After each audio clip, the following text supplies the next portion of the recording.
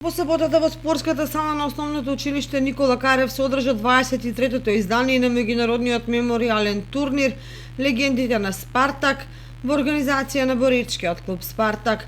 Оваа година на традиционалниот турнир кој се организира во Кочани настапија странски и домашни борачи во пионерска конкуренција во машка и во женска категорија.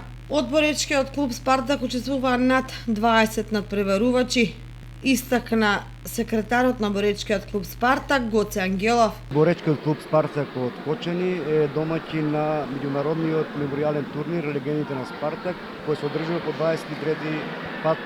Овој турнир е меморијален и се одржува секоја година во спомен на боречките легенди кои оставиле белег во спортската историја на Кочани и на Република Македонија. На турнирот имаме повеќе екипи, значи учествуваат сите клубови од Македонија, имаме неколку клубови од Република Бугарија. Значи овој турнир е од меѓународен карактер.